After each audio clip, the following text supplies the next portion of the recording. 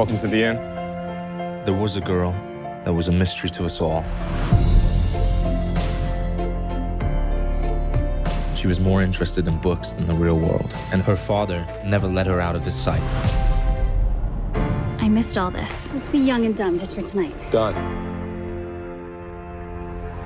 First of all, congratulations on the film. Before we jump into that, though, I loved this morning to find out that you do not, in fact, have a daughter, and IMDb is wrong. How much of the time is IMDb wrong? Maybe a lot more than we imagine. So then I have to ask, is it true that you like to pepper your interviews and conversations with sound effects and different accents? Yeah, I do.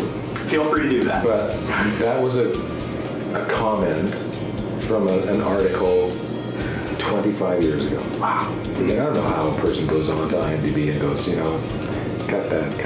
Ooh, that's nonsense. I know that's not even true. Yeah. I don't even bother.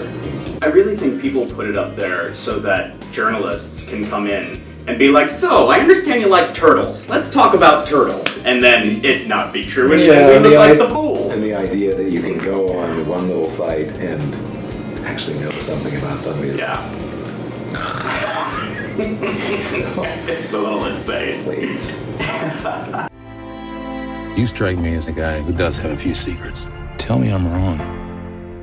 It's such a great character for you to play. There's so much going on emotionally with this guy, and I feel like we could probably talk about just the character himself for a very long time. But I want to focus in on why his reaction is so proactive to keep this guy away. Is it because he knows that it is true love and thinks that true love will lead only bad places? No, I don't think he's a cynic about love at all.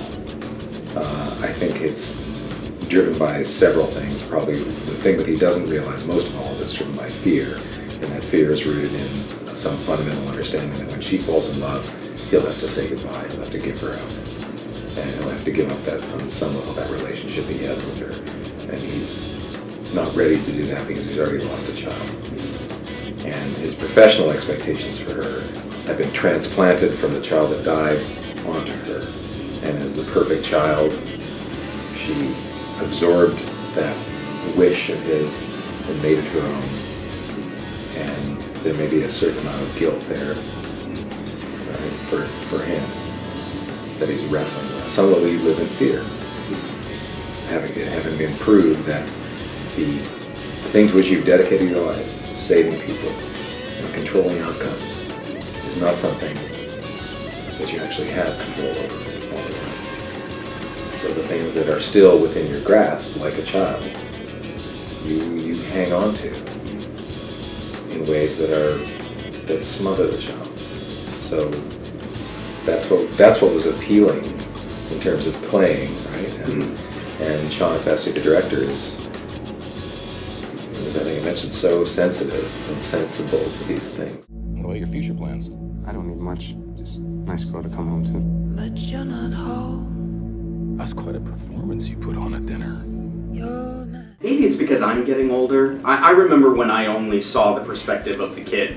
And now I'm starting to really pay attention to the perspective of the dad and the grown-ups. But there is something about the way these relationships, maybe it was the juxtaposition of the two, where I felt like, regardless of where you come from, you kind of see both sides. Yeah. That's the way the movie is crafted, so that he's not just a simple impediment who's irrational at the outset and a prick and unthinking and rigid just because he wants things his own way.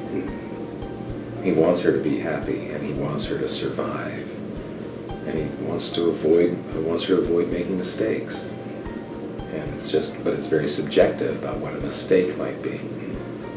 Love or no love, he thinks that other kid is a mistake. And love just makes it more complicated. You have been in so many wonderful things. You've been a part of so many great shows. I want to bring you back real quick, if I could, to John from Cincinnati. You should get back in the game, Mitch Yost. You should mind your own business. I thought that was such a great show. I was so disappointed to see it go. What an amazing cast of actors assembled. When you think about the show now, what comes to mind? It's almost like a like an acid trip. You know? I mean, you never knew what was coming next, and it was crazy and inspired, and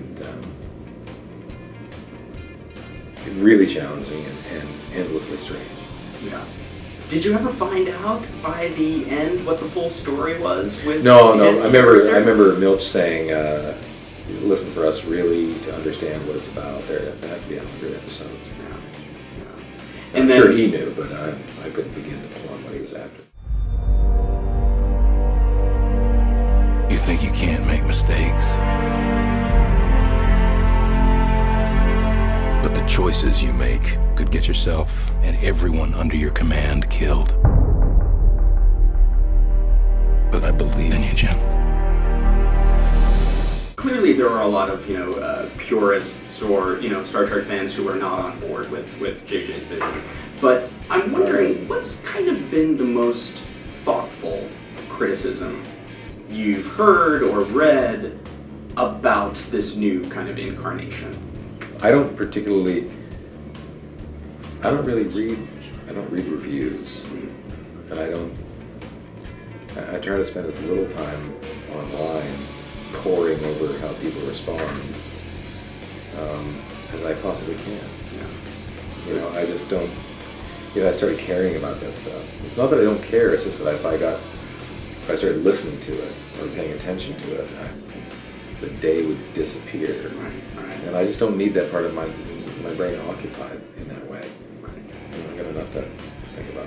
Kind of a big debate about the fact that there are no gay characters in the movies, and the idea that, well, now it's kind of, the civil rights has always been something that Star Trek has done, and now with these movies it should kind of be the time for gay people to see ourselves up there. And yet it wasn't in the movie. I know JJ had said, like, oh yeah, we should do that, but then it didn't happen. I'm just curious if you have any thought or opinion on that. I think there were plans afoot at some point for that to be part of the mix, and why it fell out of the mix, I'm not sure. I know they were talking about it at some point, but it may have been a character that was excised for other reasons. Well, this is a fantastic movie. I think people are really going to enjoy it. And again, I think it crosses the boundaries. It's not just the kid's story or the adult story. I think people are really going to respond to both. I hope so. It's pretty uplifting, and it feels pretty real. So. And it's nice to leave the theater feeling good. So many movies we see are so dour, and it's the end of the world, and we're going to blow ourselves up, and zombies are going to happen. This movie, you leave and you feel like, wow. Oh yeah, you kind of want to see them again. It's a little bit of a warm, fuzzy thing going on. See that family again and see what's going to happen next. Be the same.